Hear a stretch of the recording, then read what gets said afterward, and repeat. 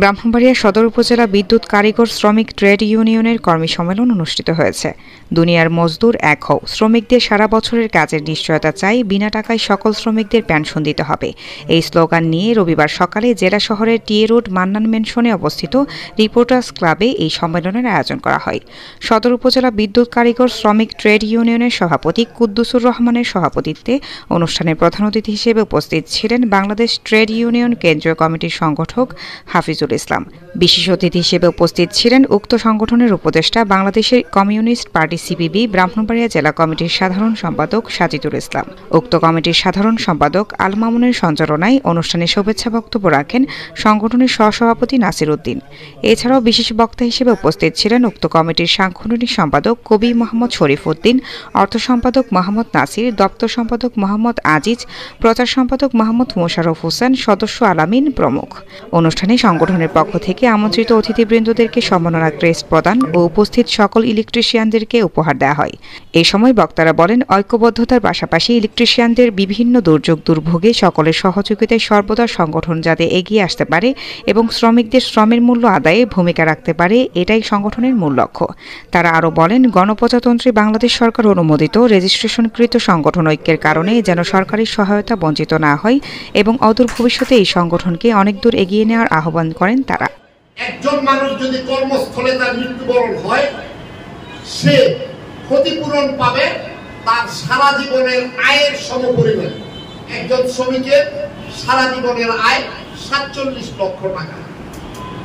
তো একজন ভাই বন্ধু যদি কর্মস্থলে মৃত্যুবরণ করে, এটা যেই পেশার শ্রমিকই হোক, আইন বলে, সারা দুনিয়ার আইন বলে, তার ক্ষতিপূরণ 47 লক্ষ টাকা। আর আমরা বলি আপনাদের এই টাকা থেকে ফান্ড থেকে আপনাদেরকে 1 লাখ টাকা আমরা দেওয়ার চিন্তা করতেছি, মাথা নষ্ট। কারণ আমাদের তো 1 লাখ টাকা দেওয়ার সুযোগ নেই, আর আমাদের দেওয়ারও কথা না। আমরা যেটা আমাদের বন্ধুদেরকে সহযোগিতা করবো, এটা আমাদের নিজেদের অর্থের বিনিময়ে করবো। কিন্তু আপনার যে পাওনাটা, সেটা আপনার আইনি অধিকার, আইনি পাওনা অধিকার। আপনারা সর্বদিন অগ্রসর হন।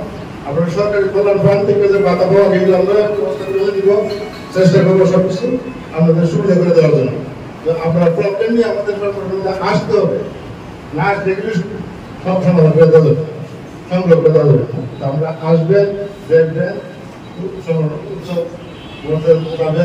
আমরা সুবিধা পাবেন। আসল আপনাদের নিজেদের প্রয়োজনে, নিজেদের একান্ত প্রয়োজনে আমরা নিজেরা ঐক্যবদ্ধ হই। ঐক্যবদ্ধ ছাড়া এই দুনিয়ার মজদুর, ঐক্যবদ্ধ হওয়ার জন্য দুনিয়ার সকল মজদুর আমরা একসাথে হই। এই সহযোগিতা করে যদি আমরা করতে পারি, এক কাগজ সংগঠন চালাতে হবে না। এই জন্য তো কি আমাদের ঐক্য, আমাদের সংগ্রাম, লড়াই সংগ্রাম ছাড়া কোনো চালাতে হয় না।